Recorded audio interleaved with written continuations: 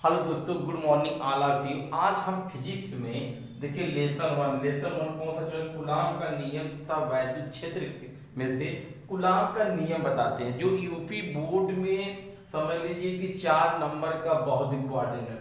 अगर कभी 4 नंबर में आता है, कभी 2 नंबर में आता है, तो इसकी फुल डेरिवेशन कैसे आपको करना है, कैसा वो ट्रिक के माध्यम से हमको बताते हैं। आप हमारी ट्रिक को देखिए हम सच कह रहे हैं झूठ कह रहे हैं जो भी है। देखिए सबसे पहले कुलाम्स लॉ, ये क्या है? कुलाम्स लॉ है, कुलाम का नियम। देखिए कुलाम के नियम के अनुसार, ध्यान से देखिए, कुलाम के नियम के अनुसार इतनी परिभाषा जो है एकदम आपको याद करना। कैसे याद करना देखिए वो बताते हैं।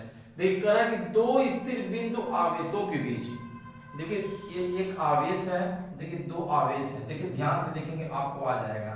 देखिए दो आवेश है, दो आवेश में कौन कौन है? देखिए ये Q1 है, ये कौन सा आपका ये Q2 है। देखिए दो आवेश है। देखिए Q1 आवेश में देखिए एक प्लस होता है, एक माइनस होता है। प्लस माइनस क्यों होता है? क्योंकि जब हमारी बैटरी जैसे होती है, जैसे एक बैटरी है, बैटरी में क्या एक पर प्लस चार्ज होता है, पर माइनस चार्ज। क्योंकि जब तक प्लस और माइनस नहीं होगा तब तक उनके बीच आकर्षण और प्रतिकर्षण नहीं होगा। इसलिए दो आवेश जो हमारे होते हैं, जो प्लस और माइनस जो बैटरी में आवेश होते हैं, उसी को आवेश कहते हैं। अब समझना सबको। तो आवेश है, उनके बीच क्या है? एक दूरी बना दी जाती है, उनके बीच एक दूरी बना जाती है। उस दूरी को आर से व्यक्त करते हैं। दूरी क्यों बनाते हैं? क्योंकि अगर जैसे दोनों को अगर अलग अलग के बीच दूरी अगर डिस्टेंस नहीं रखते हैं तो दोनों सार कर जाएगा। जैसे तो आप बल्ब है, दो तार में क्या करते हैं, दो दो कहीं भी होता है, देखिए प्लस माइनस दो चार्ज है ना, तो उसमें दो तार होता है, दो तार को अगर अलग अलग नहीं लपेटेंगे दोनों जगह, दोनों सार कर जाएगा। तो इसी जगह कुलाम ने यह कहा, दो स्थिर बिंदु आवेशों के बीच, देखिए दो स्थिर बिंदु आवेश है, देखिए मान देखिए दो आवेश है ना, एक आवेश यह है, एक आवेश यह, बीच लगने वाला आकर्षण, हमने आपसे कहा था ना, इसमें जो बल लगेगा वो आकर्षण अथवा प्रतिकर्षण का बल होगा। ठीक है, आकर्षण अथवा प्रतिकर्षण का बल दोनों आवेशों की मात्राओं के गुणनफल के, देखिए दोनों आवेशों की मात्राओं के गुणनफल के अनुकमानुपाती होता है। जैसे बल, जैसे मान सपोज दैट आपका है, ये देखिए बल है, ठीक है, बल जो इनका है वो क्या होता है, यानी Q1 Q2 के क्या देखिए अनुकमानुपाती। इसको इसी चिन्ह को देखिए आप क्या बोलेंगे? अनुकमानुपाती। समझ में आ रहा? इसी को देखिए अनुकमानुपाती कहते हैं। अनुकमानुपाती होता है तथा उनके बीच की दूरी के वर्ग के व्युत्क्रमानुपाती होते हैं। यानी जो उनकी दूरी है क्या है? देखिए दूरी के व्युत्क्रमानुपाती होते हैं। व्युत्क्रमानुपाती के देखिए वर्ग है ना, तो ये वर्ग हो गया, ये आर देखिए दूरी आपकी हो गई, ये बल के व्युत्क्रमानुपाती मतलब उल्टा होना चाहिए, अनुकमानुपाती मतलब जैसे समान समान होना चाहिए। यानी इसका मतलब ये होता है कि अगर बल बढ़ेगा तो दूरी घटेगी, दूरी बढ़ेगी तो बल घटेगी, अपोजिट होता है। ये दोनों में क्या होता है? बल बढ़ेगा तो आवेश भी बढ़ेगा, आवेश बढ़ेगा तो बल बढ़ेगा, इसलिए देखिए अनुकमानुपाती होता है। एक बार परिभाषा फिर से देखिए ताकि आपको याद है। दो स्थिर बिंदु आवेशों के बीच लगने वाला आकर्षण अथवा प्रतिकर्षण का बल दोनों आवेशों की मात्रा गुणनफल के अनुकमानुपाती तथा उनके बीच की दूरी के वर्ग के व्युत्क्रमानुपाती होता है। यही कूलाम का नियम है। देखिए आप इस तरह अगर बना के लिखेंगे तभी आपको नंबर मिलेगा। ठीक है, अब यहाँ पर थोड़ा सा एक लाइन आप और लिखेंगे तो आपको ज्यादा अच्छा मिलेगा। माना, यहाँ लिखिए आप लोग, माना दो बिंदु आवेश, यहाँ आपको मानना पड़ेगा, माना दो बिंदु आवेश, दो बिंदु आवेश, आपके दो बिंदु आवेश कौन कौन से हैं? दो बिंदु आवेश कौन कौन है? Q1 व Q2 है। कौन है? Q1 व Q2 है। ठीक है, ऐसे लिखेंगे थोड़ा नंबर अच्छा मिलेगा आपको। Q1 और Q2 है, वे एक दूसरे से r दूरी पर है, वे हाँ एक दूसरे से, ठीक है, वे एक दूसरे से किसकी दूरी पर? आर दूरी पर है, आर दूरी पर है।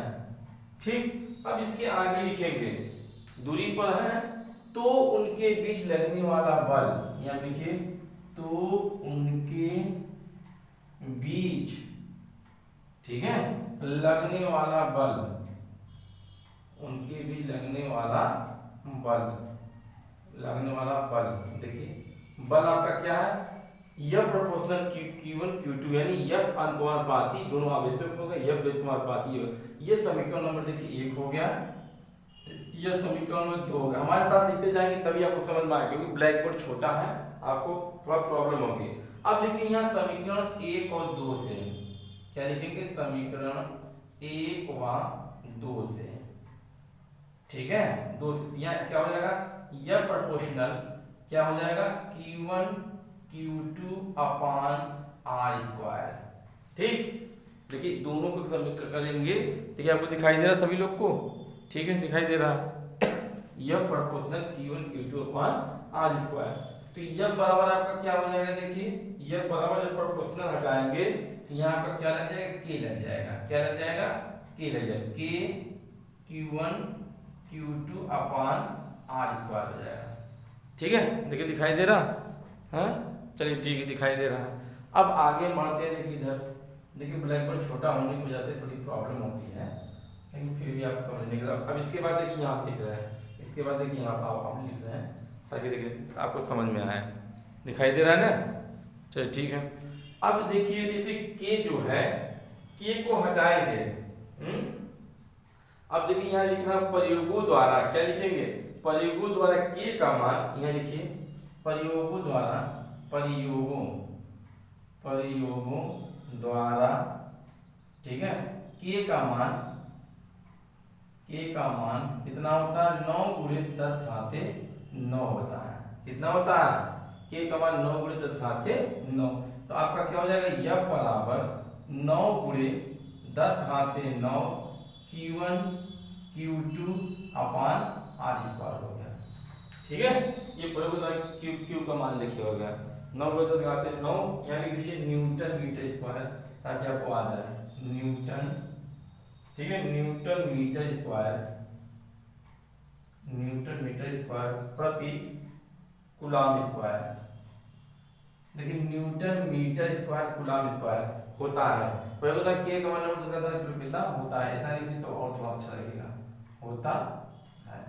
ठीक, अब देखिए, अब इसके आगे चलते हैं, उसके बाद बताते हैं कि इसमें कितना कितना मान होता है, ताकि आपको कोई प्रॉब्लम ना हो। अब देखिए यह है निर्वात अथवा वायु में, यानी कि क्या लिखेंगे, निर्वात, ठीक है, अथवा वायु में, निर्वात अथवा वायु में के का मान क्या होता है, देखिए के का मान 1/4 पाई एप्सिलॉन 0 होता है। ठीक है, होता है, तो यह बराबर क्या हो जाएगा, 1/4 पाई एप्सिलॉन 0 Q1 Q2 अपान R स्क्वायर। देखिए आपका ये सूत्र निकल के आ गया। ठीक है, निकल के आ गया ना, ये नहीं समझ में आया, ठीक है, यही कूलम का नियम है, यही देखिए क्या है, कूलम का नियम है। देखिए हमने सिद्ध करके आपको दिखा दिया, ताकि आपको कोई प्रॉब्लम न होने पाए। नहीं आ रहा आप लोगों को, कहाँ से नहीं आ रहा बताइए सब लोग, वहीं से हम आपको बताए हैं पूरे। बताइए कहाँ से ना आ रहा भैया, तब बताएं आपको। आ रहा है, ठीक है, तब अच्छी बात। देखो पहले ये जो परिभाषा याद कर, देखिए सब सिंपल से बताए हैं, प्रयोग द्वारा के का मान इतना होता है। देखिए हमेशा ध्यान दीजिएगा, इतने की जो वैल्यू है वो 9 गुणे 10 घाते 9, क्योंकि अगर ये आएगा तो आप लोग सवाल लगाते समय इसका मान अगर आप नहीं रखेंगे 9 गुणे 10 घाते 9, तो हमेशा आपका गलत होगा।